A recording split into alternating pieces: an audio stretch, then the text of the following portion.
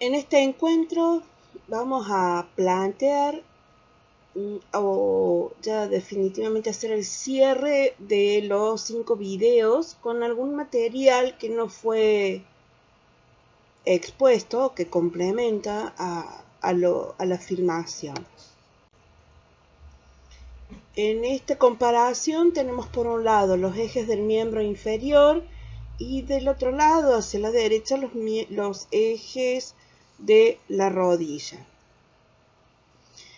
El miembro inferior en su totalidad presenta un eje mecánico que es el que atraviesa los centros de las tres articulaciones comprometidas: cadera, rodilla y tobillo.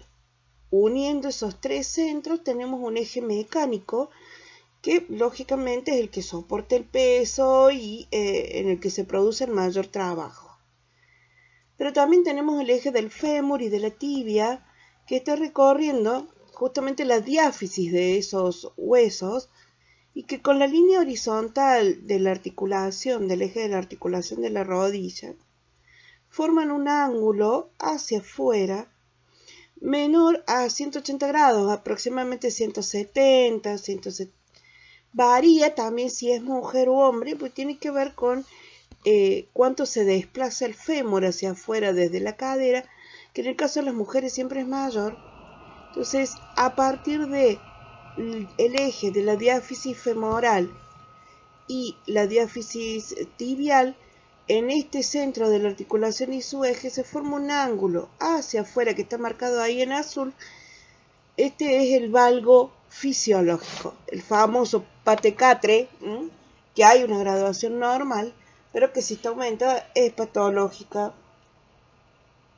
y que no tiene nada que ver ese eje de la articulación de la rodilla con el eje o el plano de las carillas tibiales, que es el que está un poquito por debajo. No son paralelos, por lo tanto también nos va a mostrar, ¿sí?, esta inclinación y esto que va a ser irregular el movimiento por un montón de razones más. Ya hemos hablado el tamaño de los cóndilos, la forma, cómo se van a mover en forma diferente los cóndilos sobre las mesetas tibiales. Por el otro lado, entonces tenemos un eje de la articulación, el que atraviesa aquí, ¿sí?, con X, es el eje de la articulación de la rodilla, en el cual se produce el movimiento de flexo-extensión. Y además presenta en los ejes de la rodilla de movimiento, aparecen dos ejes más. Un eje que coincide, ¿no? Esta flecha que aparece acá es el eje de la articulación, el eje de la flexo-extensión, que ya lo habíamos hablado, pero aparece un eje de la pierna, coincidente con la tibia, en el cual atraviesa perpendicularmente al plano horizontal y es allí donde se produce la rotación. Esa rotación que incorporamos en la última filmación, el último movimiento, una rotación axial que se produce sobre este eje, que va a ser automática fundamentalmente a nivel de la marcha. Y aparece también un eje del fémur, que es otro donde se producen los otros movimientos, ¿sí?, que es el que está puesto con Z. En esta diapositiva vamos a analizar esta figura. Las figuras han sido tomadas de Kapanji y de Kael, Kapanji en el capítulo de miembro inferior, por supuesto.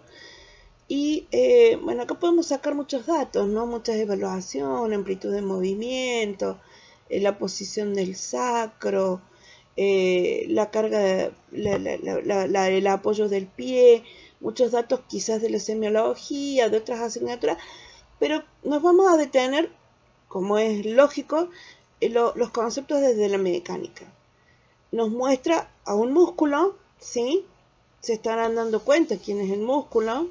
Está marcado aquí con rosa. Tiene su punto de origen a nivel de la espina ilíaca y se inserta en la rótula, perdón. Entonces, ya sabemos, estamos hablando del recto anterior del muslo. ¿Qué nos acordamos de él? El origen, la inserción, que participa en el cuádriceps, que ya no hemos hablado. Y en esto se ha esquematizado, en esta figura, se ha esquematizado muy bien, se ha esquematizado muy analíticamente. Ya hemos hablado que estos son análisis articulación por articulación o músculo por músculo, muy analítico, muy en puntual. Pero acá nos muestra cuál es la tensión o la longitud que va a tener relación con la tensión muscular. No estoy hablando de tono muscular, sino la tensión que va a tener este músculo según esté en la posición de bípedo o partiendo desde la extensión, cómo va a tener mayor tensión.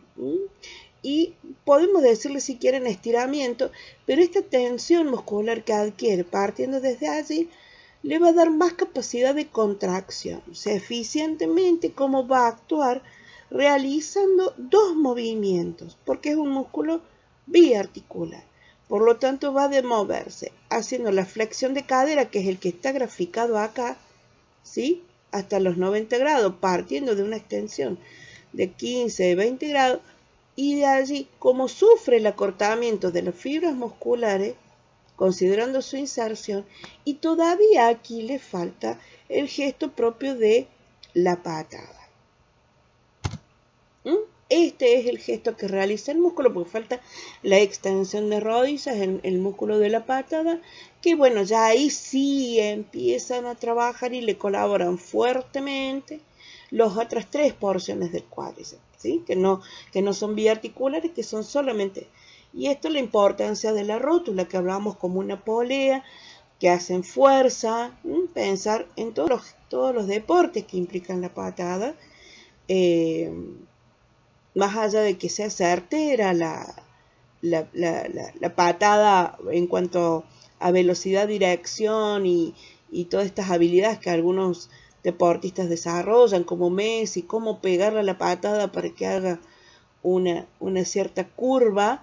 Bueno, algunos de los ejemplos que podemos ver en el deporte, en el fútbol, hay un montón más, pero para hacerlo eficiente, cómo este músculo va trabajando, ¿no? Desde su mayor tensión, su mejor capacidad para contraerse, y luego al final se incorporan otros músculos de los cuales va a necesitar.